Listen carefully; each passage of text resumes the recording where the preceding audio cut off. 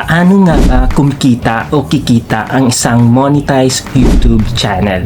Sa video ito, may 8 ways tayo na i-share kung paano ang kitaan dito sa mundo ng YouTube.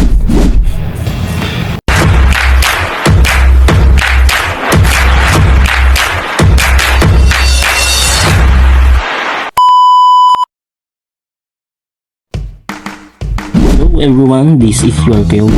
Welcome back ulit sa ating channel.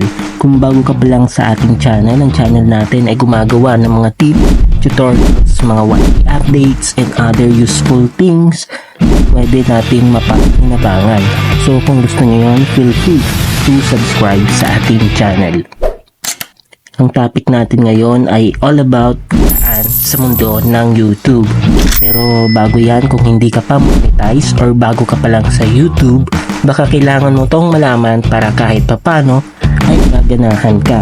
Pero bago yan, dapat mo munang ma-achieve yung requirements ni YT for monetization. At ano po ulit ito? Ito po yung 1,000 subscribers at 4,000 watch hours. Or may alternative requirements na 1,000 subscribers and 10 million public short views. So kung okay ka nang dyan, congrats, at pwede mo nang ma-enjoy ang 8 way how to earn money in YouTube. Kumikita ang isang YouTuber or content creator dahil sa una, watch ads.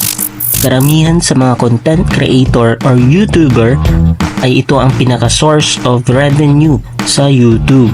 Bali dito, pag monetize channel na tayo, lahat ng video natin na may ads, pwede na nating pagkakitaan. Tips lang na when you're doing long form content, paabutin po natin ito ng 8 minutes yung video duration para magkaroon tayo or magka-eligible tayo sa mid-roll ads. Pag sinabi nating mid-rolls, ito yung video ads na pwede nating ilagay sa kaligitnaan ng ating mga videos. Dito, pwede nating i-customize kung saang time slot natin i-insert yung ads. Maraming klaseng form ng ads. Pwedeng in the form of skippable video ads, non-skippable video ads, display ads, overlay, and sponsored card ads. At pumunta naman tayo sa pangalawang ways para mag-earn dito sa YouTube. At ito yung YouTube Channel Membership. Ito ay isang feature ni YT na nag-aalaw sa isang content creator or YouTuber to offer exclusive perks and benefits to their subscribers in exchange for a monthly fee. Pangatlo, super stickers and super chats. Ito ay isang features din ni YouTube na nag-aalaw sa viewers to support their favorite creators or YouTubers tuwing livestream at premieres. Pag sinabing super chat, ito ay nag-aalaw sa viewers na magbayad para magkaroon ng highlighted messages sa live during livestream at premieres. Ang messages na ito ay nag-a-appear in a prominent color at kadalasan pinipin to the top of the chat for a specified period of live streamer para mas visible sa streamer at ibang viewers. Pag sinabi naman natin super stickers, ito ay animated or static stickers na pwedeng bilhin ng isang viewers to send and support during live stream or premieres. These stickers are designated to add funds and engagement to the chat and can include various expressions, characters, at themes. At ang pang-apat ay shopping. Earning money in YouTube through shopping. Dito, pwede kang mag-add kung may sarili kang brand products sa tinatawag nilang merchandise shelf. Ang merchandise shelf ay isang feature ni YouTube na nag-aalaw sa isang eligible YouTube creator na i-showcase at ibenta ang kanyang brand merchandise rekta sa kanyang YouTube channel. Pero may eligibility ito at sa pagkakaalam po natin ay dapat maabot mo muna yung 10,000 subscribers to enjoy these kinds of perks. Ang 5, YouTube Premium. YouTube Premium provides users with an ad-free experience.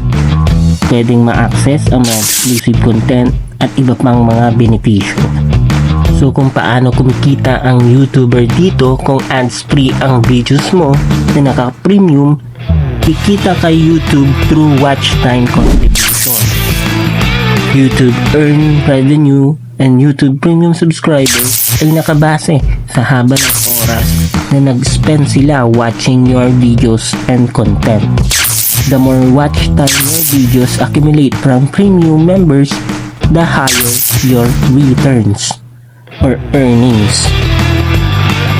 Pang-anim, ito ay tinatawag na super thanks or tinatawag ito dati bilang viewers applause.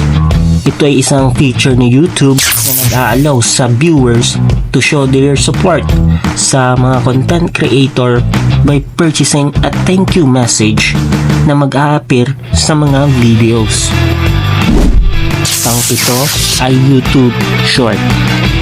Earning money through YouTube Short involves leveraging the short-form video format that YouTube has introduced to compete with other platforms tulad ng TikTok at Instagram, Reels, pati na rin ang FB Short. Ito ay kadalasang vertical videos up to 60 seconds long. At ang pang-8 ay through promotions or sponsored video. Sponsored content involves partnering with brands or companies para makakreate ng content at ipromote ang mga produkto or serbisyo in exchange for payments. Nag-earn ang isang content creator or YouTuber sa pamamagitan ng sponsorship deals and collaborations. Dito nagkakaroon sila ng direct revenue as their benefits. Bali yun po 8 ways how to earn money in YouTube. So thanks for watching. If you enjoyed this video, huwag mo naman akong kalimutan bigyan ng like, your comment, and subscribe for more content. Hit mo na rin yung notif bell so you never miss an update. So see you next time. Peace out.